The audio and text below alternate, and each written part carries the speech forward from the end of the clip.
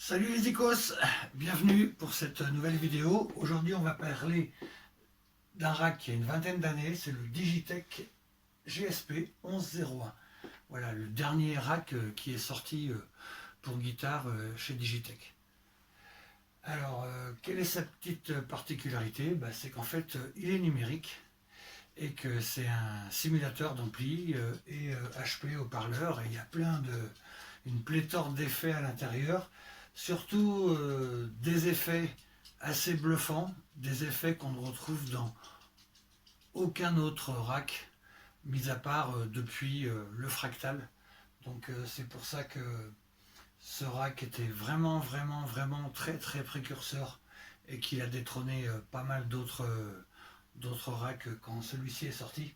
Alors ce que je voudrais vous faire écouter surtout, c'est des sons qu'on ne trouve pas dans d'autres multi-effets en rack. Et la particularité de cette marque, Digitech, la marque pour laquelle elle est connue, c'est tout ce qui est les systèmes Whammy et Detune. La particularité, c'est que lorsque vous avez ce rack embarqué, vous n'êtes pas obligé d'avoir plusieurs guitares avec des accordages différents. Vous pouvez le faire à partir du rack. Et pareil, au niveau de la Tallbox, j'ai jamais vu un rack qui simulait aussi bien la Tallbox. Donc je suis particulièrement fan parce que moi je fais partie d'un groupe de cover de hard rock des années 80. Et pour certains morceaux de Scorpion ou Bon Jovi, franchement ça le fait bien. Ce que vous pouvez faire aussi, c'est que derrière il y a une boucle d'effets, donc une sortie et deux retours. Vous pouvez brancher donc un multi-effet externe, ou alors vous pouvez brancher un autre préampli comme un JMP1 ou autre chose. Et le Digitech vous permet de choisir entre le préampli du Digitech ou alors de choisir le préampli que vous rajoutez en boucle dans votre rack. Donc c'est aussi super sympa. À l'arrière, deux sorties jack pour attaquer un ampli de puissance, deux sorties XLR pour aller à une table. Vous avez ici une sortie casque, vous avez aussi une prise in-out MIDI à l'arrière en 5 broches, et vous avez un port J45 pour pouvoir mettre un pédalier dédié, le Control 2 de chez Digitech, pour piloter directement le rack.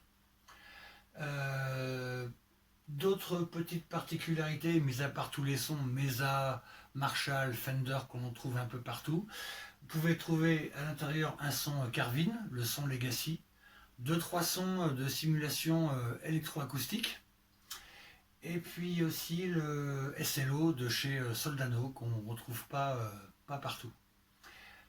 Allez, on écoute ça. Donc là, allez, un petit solo.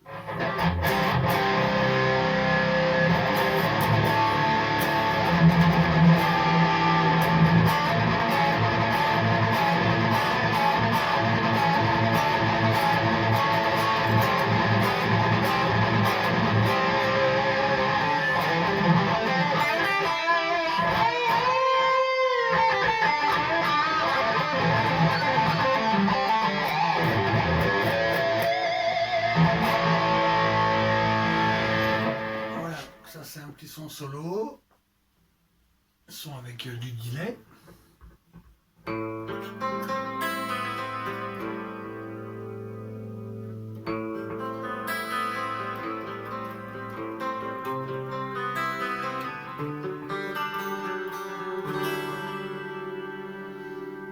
Vous avez des très belles reverbs. En fait, dans le rack, on retrouve les reverbs de chez Lexicon. Voilà, c'était un partenariat qu'ils ont fait pour ce rack-là.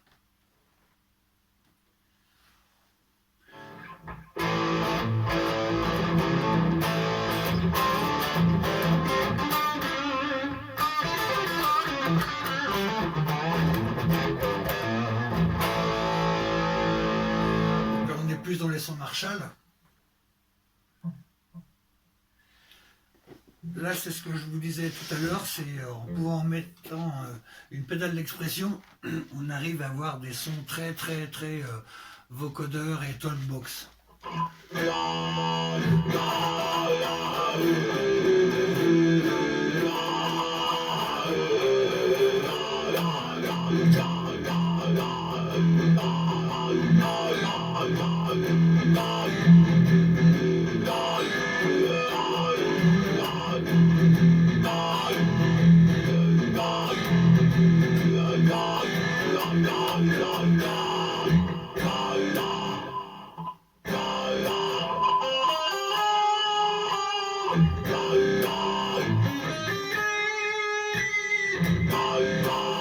Voilà.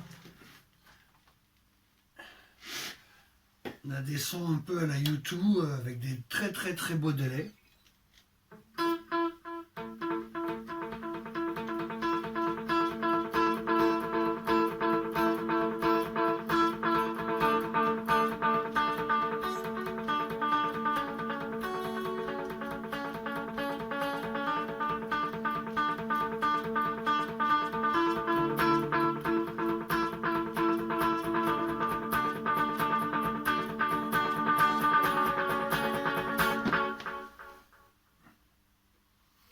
Des sons très punch.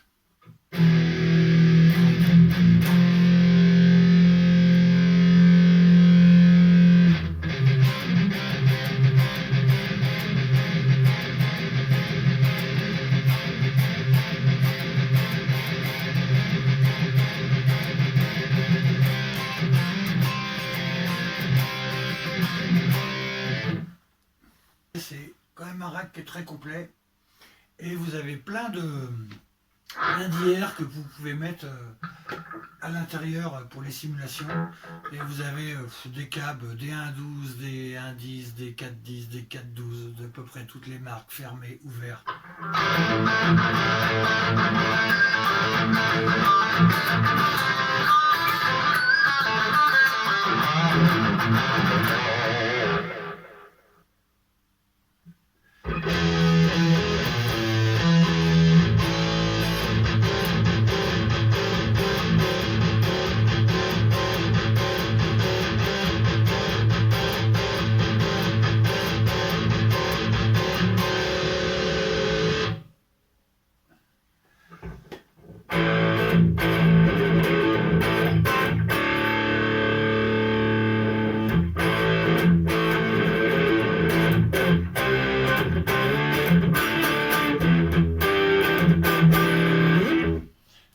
Alors, au niveau des presets, vous avez une centaine de presets usines et vous avez une copie de 100 presets utilisateurs. Donc vous pouvez les reprendre, les modifier, les supprimer.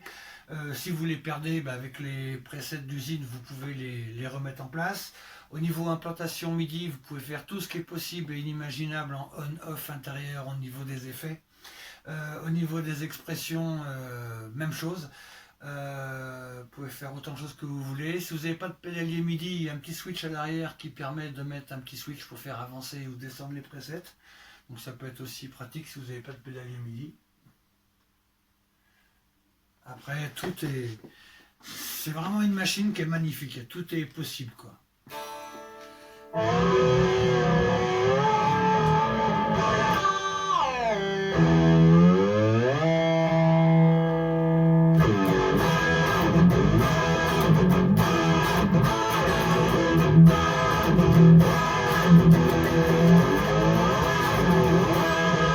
Voilà, un petit exemple de Whammy qui est la petite touche particulière de Digitech.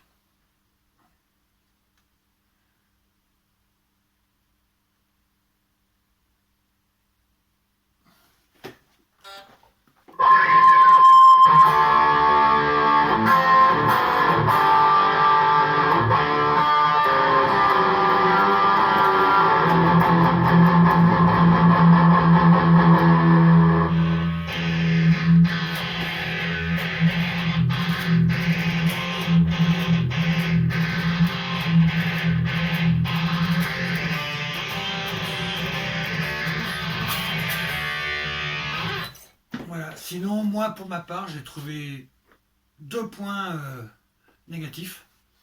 C'est-à-dire que dès l'instant que vous mettez par exemple l'octaveur ou l'harmonizer, vous ne pouvez pas mettre d'autres effets. C'est-à-dire qu'ils sont mis dans des blocs. Pareil, si vous utilisez un chorus, vous ne pouvez pas utiliser de phaser.